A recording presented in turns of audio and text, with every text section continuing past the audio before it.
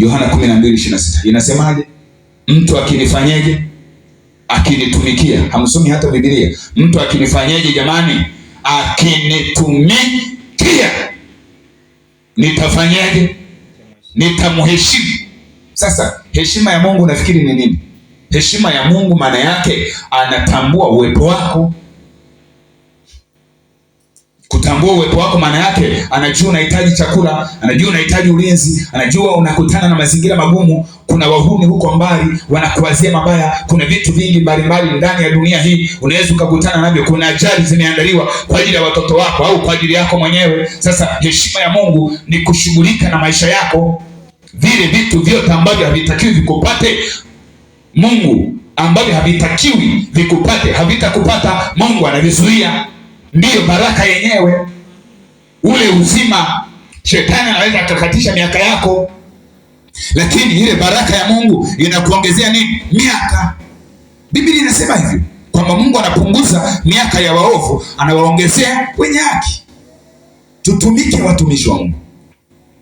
Kwa nini uwe mshirika bila kuwa na ushirika? Maana ushirika ni kuwajibika. Kwa nini ubaki mshirika jina fulani, jina fulani, jina fulani bila matendo? Ndio hiyo Biblia inauliza, imani ikiwa haina matendo ina uhai, imekufa. Leo tumekuwa washirika wa jina. Mimi ni mshirika wa kanisa fulani, mimi ni mshirika wa dhehebu fulani. Sasa dhehebu fulani ngazi ya kitaifa, unatumika kwa ngazi ya kitaifa. Kama ni kanda, tumika ngazi ya kanda. Kama kanisa la mahali pamoja, tumika kwa mchungaji wako. Hakuna kitu kingine. Sasa hivi hapa umeleta maji. Huu ni utumishi, unaitwa ushirika.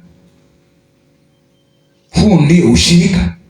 Kama huna ushirika, hiki kitu siwezi kukiona. Sasa sio hiki tu, vyote vinavyotakiwa fanya kwa ajili ya Bwana. Amen. Amen.